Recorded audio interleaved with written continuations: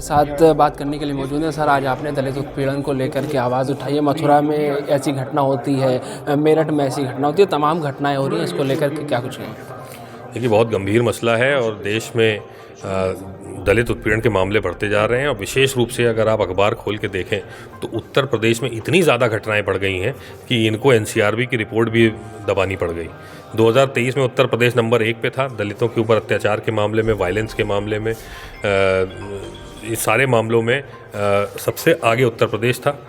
2024 में रिपोर्ट ही नहीं रिलीज़ की, ये क्योंकि अपनी विफलताओं को छुपाना था, अपनी नाकामियों को छुपाना था। और जगह आपने मेरठ और मथुरा इन सब की बात करी। ऐसे कई सारी घटनाएं डेली अखबार में हैं और अपराधियों के हौसले और बुलंद होते जा रहे हैं क्योंकि इनको सरकार का संरक्षण है।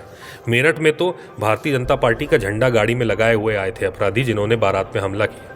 तो ये सीधे सीधे दिखाता है कि किस तरह से भारतीय जनता पार्टी और बल दे रही है अपराधियों को, और कड़ी कार्रवाई होती नहीं है। अगर बाय चांस जेल चले भी गए, दूसरे दिन बेल लेके आते हैं और फिर से वही आतंक मचाना शुरू कर देते हैं।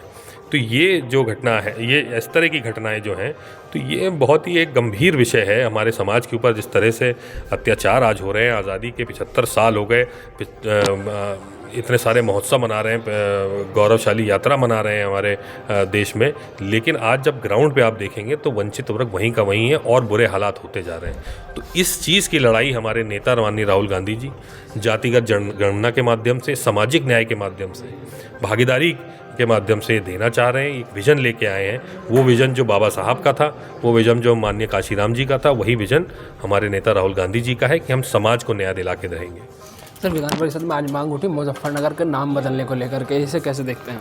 देखिए, मूल मुद्दे जो हैं वो शिक्षा, स्वास्थ्य, रोज़गार और सामाजिक न्याय, ये सारे मुद्दों के ऊपर बात करने की बजाय जब भी पूरी जनता का ध्यान भटकाना होता है तो ऐसे बेफिजूल के मुद्दे में ध्यान आकर्षित करने लगते हैं।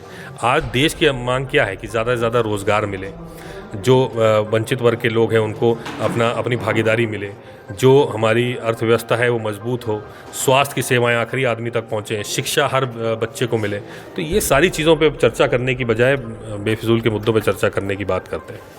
जी, बहुत धन्यवाद। ये हमारे साथ सांसद तनुज पुनिया थे, जिनका साफ तौर पर कहना था कि सरकार मूल मुद्दों से हट कर के भटकाने का जो मुद्दे हैं वो लेकर के आती है। उन्होंने साफ तौर पर जो मुजफ्फरनगर के नाम बदलने की बात कही, उन्होंने कहा कि सरकार कहीं ना कहीं जो मुद्दे हैं उनसे जनता को भटकाने की कोशिश करती है। लखनऊ से कैमरा पर्सन बलराम के साथ नावेद माजिद, NTV निष्पक्ष। देश विदेश की ताज़ा खबर पाने के लिए हमारे चैनल NTV निष्पक्ष को सब्सक्राइब करें व बेल आइकन दबाना ना भूलें।